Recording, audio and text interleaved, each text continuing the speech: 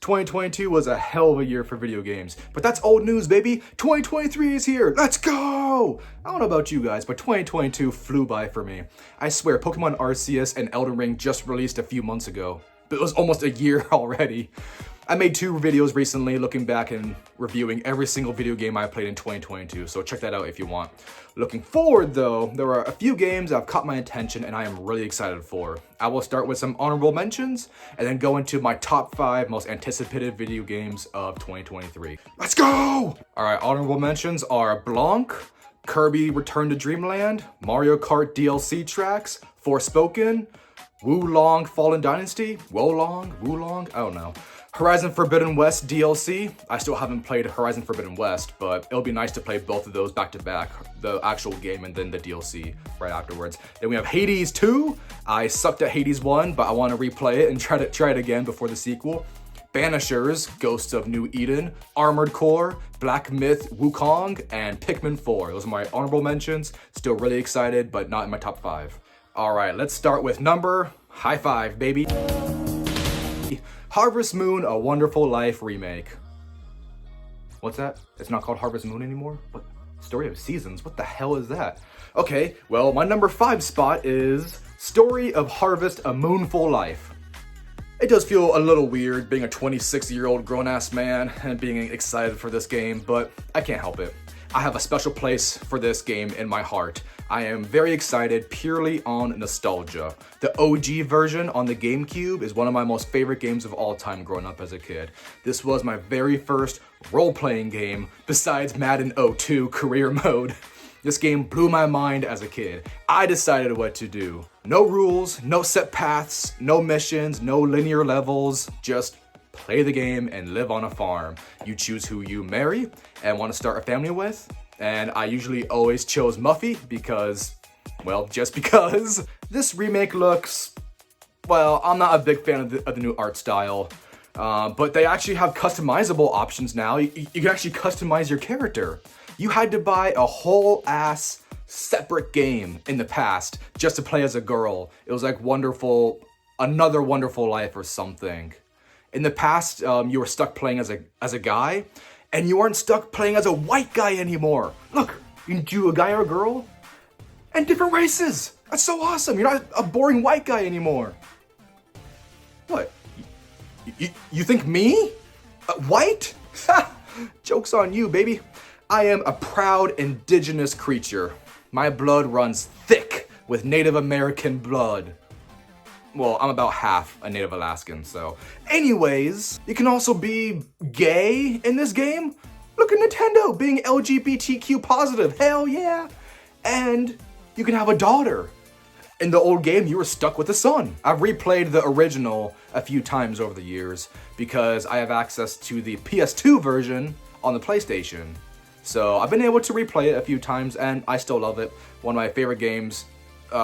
Nostalgia wise. I know overall it's not like the best game out there, but still really fun. So look, that's a girl. You be gay in this game. That's so cool. Hell yeah. Anyways, I am a 26-year-old man and a proud Muffy simp. Whoops. I mean, I'm a 26-year-old man and a proud Harvest Moon fan. Let's go! I'm in the process of making a video right now explaining why I love Harvest Moon so much, so be on the lookout for that. Number 4, the win, baby. Starfield. Look, I have a love-hate relationship with Bethesda. I think everyone does. They took over Fallout with a new direction and made Fallout 3, which was awesome. Then they just dropped New Vegas in Obsidian's lap and told them they have 18 months to make a full game, and somehow Obsidian made a better game than Bethesda with one of the best open-world action role-playing games ever. With Fallout New Vegas totally outperforming Fallout 3. Not sales-wise, but just a better game overall. And for some dumb reason, Bethesda refuses to remaster one of their best games ever, New Vegas, even though everyone wants it. They made Elder Scrolls Skyrim, another open-world classic, 10 years ago, and they still don't have a release date for the next Elder Scrolls. They remastered Skyrim, but not New Vegas. Thanks, Bethesda! They made a pretty damn good game that impressed a lot of people, including myself, with Fallout 4. It isn't perfect, but it's a very adequate successor to 3. It's still not as good as New Vegas, though. And then somehow they shit the bed so freaking hard with Fallout 76. The second he said open world multiplayer, I knew this game was destined to be a shit show. Exploring a huge world, doing quests, experiencing a story, and leveling up, Fallout 76 is entirely online. Fallout 76 is entirely online. All of this just works. You're a liar. It's not, I'm not kidding. You're a liar.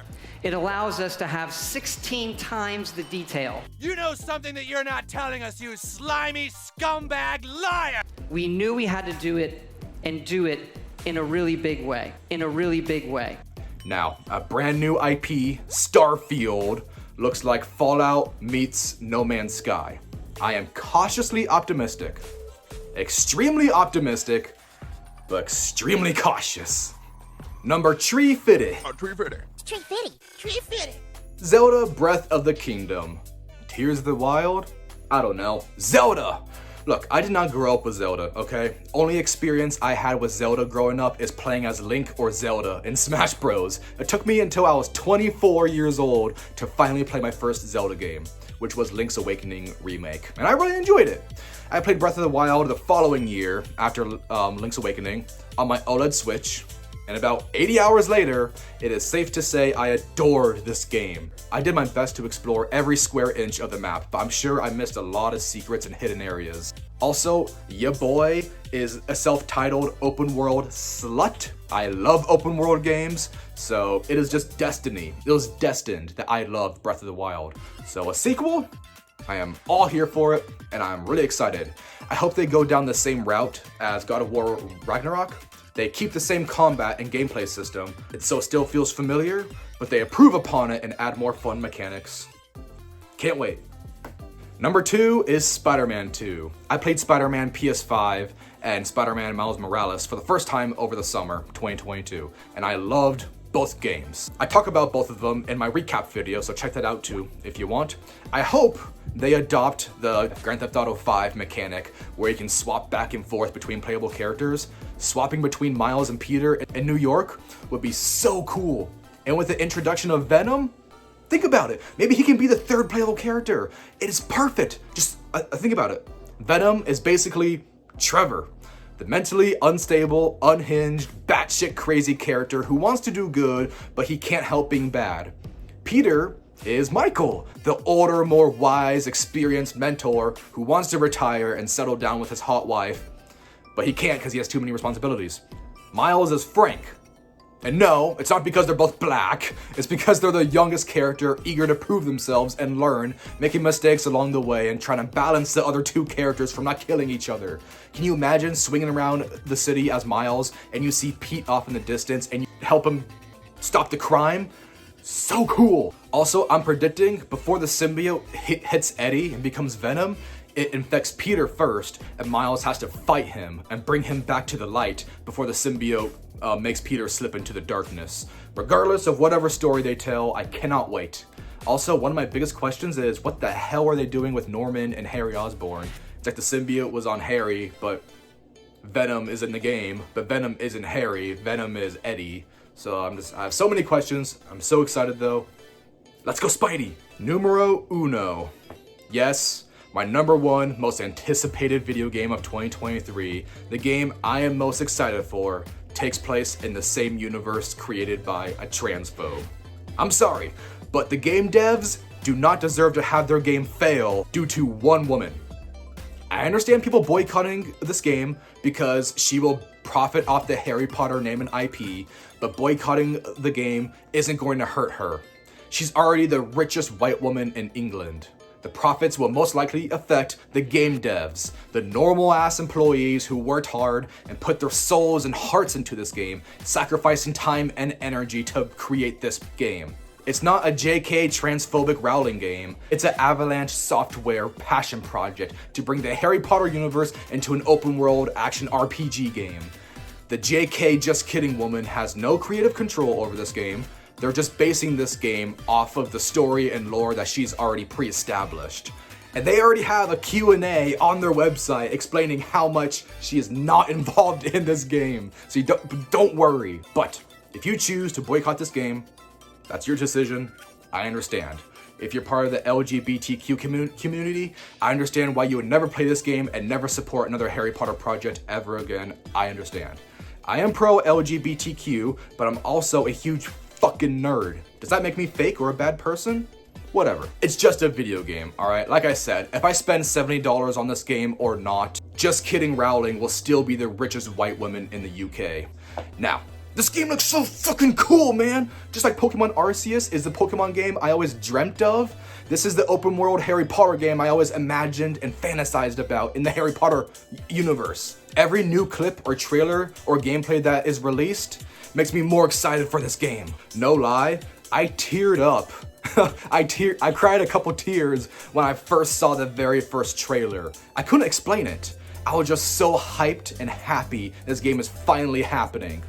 Also, I may or may not have had a few beers and I was kind of buzzed already. Anyways, everything about this gives us Harry Potter nerds what we've wanted for so long. This open world Harry Potter game looks too good to be true. Just flying around on a broom, exploring the Hogwarts property. Oh, it's just, what the fuck? How is this game real, man? It doesn't seem real. I can't wait for this game to come out. I'm sorry. But to make up for having no Quidditch in the game, they better give us wizard fishing. Alright, geeks and nerds, these were my most anticipated games of 2023. Let me know yours, and were you surprised by any of my top 5 picks? I still have many games to play on my backlog from 2022 that I need to catch up on. So that will also be my next topic of my next video. So excuse me, I gotta go play some more video games. Bye. Ugh, I'm getting old.